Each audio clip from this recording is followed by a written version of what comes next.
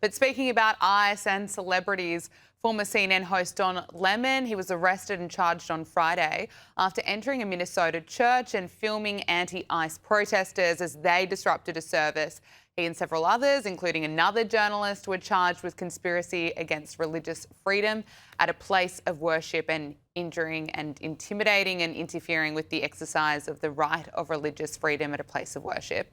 Now, Lemon's lawyer says that he will fight these charges vigorously and thoroughly in court. Hilary, I want to get your take on this. I mean, he claims he was there as a journalist, that you're hearing from other people saying that this is a bad thing for free speech, and others say that he was just there as a protester. What do you make of it? Well, actually, obviously, the press does have a right to report, and that's in the First Amendment, but there's the right to worship. And Don Lemon was not just there to report because, and this is the problem for him, when they say a picture tells 1,000 words, a video is proof. There is a video, and the footage demonstrates and shows us that he was actually accosting and preventing someone from leaving that church. There were many mothers with small children that were frightened and afraid, and he was blocking someone's exit. He was actually trying to intimidate her with a barrage of questions. And that is not the purview of the press, Gabriella, to intimidate, to basically, eliminate someone's exit from a place of worship. That is not provided for in the First Amendment. So that is a criminal offense. He has been released from jail with no bail. I know that he has pleaded that he wants to go to France for some holiday in the summer, and he was granted that. But he could receive up to a year in jail for this. I will say, though, Gabriella, this is actually all very good news for Don Lemon, because obviously he was fired from CNN. His show isn't getting much traction, and I think this is his way of getting right on top of all the headlines, including us talking about him. So I think that he's probably rather glad about this. Getting a bit of publicity. Well, you've gone back and forth with Don Lemon a few times. Just a few years ago, after Queen Elizabeth's death, you clashed with him on CNN. He asked you why the royal family isn't paying reparations for colonialism. Here's just part of this exchange. Then you have those who are asking for reparations for colonialism, and they're wondering, $100 billion, $24 billion here and there, $500 million there. Some people want to be paid back, and members of the public are wondering, why are we suffering when you are, you have all of this vast wealth? Those are legitimate concerns. Across the entire world, when the slavery was taking place, which was the first nation in the world that abolished slavery? The first nation in the world to abolish it. It was started by William Wilberforce, was the British. In Great Britain, they abolished slavery. 2,000 naval men died on the high seas trying to stop slavery. Why? Because the African kings were rounding up their own people. They had them on cages waiting in the beaches. No one was running into Africa to get them. And I think you're totally right. If reparations need to be paid, we need to go right back to the beginning of that supply chain and say, who was rounding up their own people and having them handcuffed in cages? Hilary, it went viral for a reason. What was it like going back and forth with Don Lemon? Well, actually, Gabriella, I would like this opportunity to share with your audience and with you that he rather blindsided me, and it was rather actually underhanded. And I would actually verge on saying dishonest of him, because I had been on twice with him during the 10-day mourning period after the Queen passed. And I kept the voicemail. I have the screenshot still of it and the voice from his booker. And it basically said, and it exactly said verbatim, Don would love, the word was love to have you back on again. There was nothing about he's going to ask you about reparations. There was no heads up. So I was totally and utterly unprepared.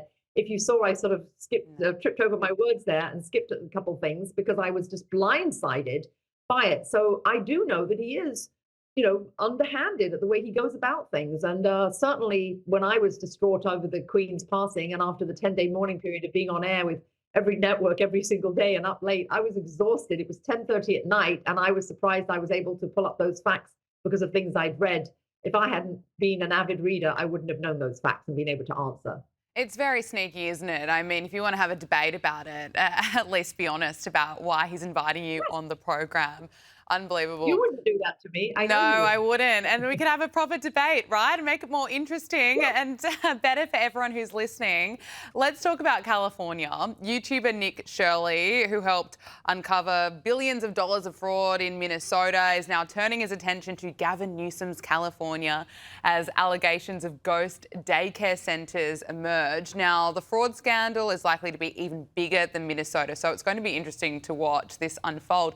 But meanwhile, Hilary, Vogue has issued a profile puff piece on Gavin Newsom, not putting any hard or tough questions to him, instead writing about his looks, gushing over him, describing him as embarrassingly handsome. And this is seriously the opening line. It says, "Let's get this out of the way. He is embarrassingly handsome. His hair seasoned with silver, at ease with his own eminence as he delivers his final State of the State address." I mean, Hilary, even for Vogue, this is embarrassing what they have to say about Gavin Newsom. I think they can say plenty more about the state of California rather than his looks.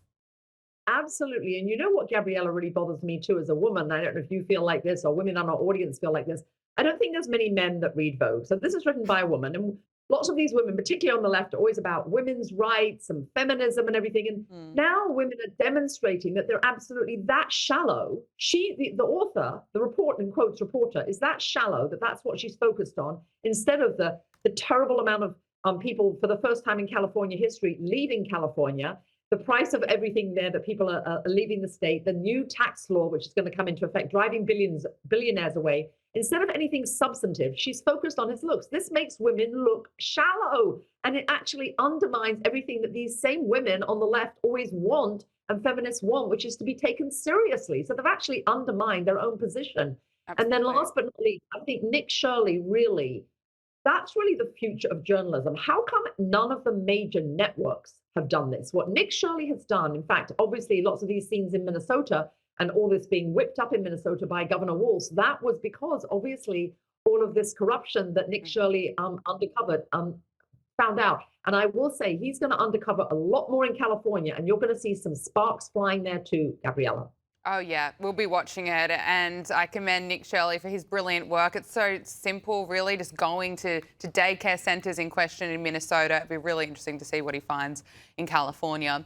Finally, Hilary, the Department of Justice has released more than 3 million pages of the Epstein files. There are more than 2,000 videos, 180,000 images. Look, a lot has been redacted from the files. I think there really needs to be a thorough investigation so we can get the truth.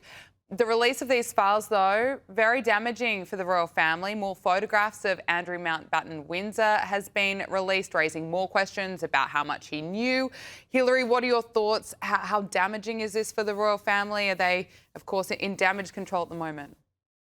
Oh, it's absolutely ghastly. I mean, this is a revolting photograph of Andrew now. And I think the person that's going to take this the hardest, obviously, is Prince William, because he has zero tolerance for any of this.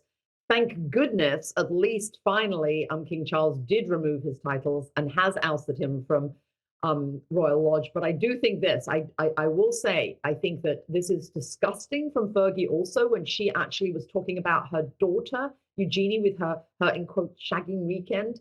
It's a revolting for Sarah. I think Prince Andrew is doomed. There is no coming back. No innocent man, Gabriella, behaves the way that he has. He has not helped law enforcement. He has not been cooperating. And he also declared, remember, he declared that he would actually help victims. He's done none of that. He's had time in all these years. He could have spent every single day going to some place and helping raise money for women that have been sex trafficked or done something charitable. He did nothing charitable to help law enforcement. So he has dug his own grave. Yeah, absolutely. Couldn't agree with you more. Hilary Fordwich, President and founder of Strelmark, thank you so much for joining us. Pleasure, Gabriella. Thank you.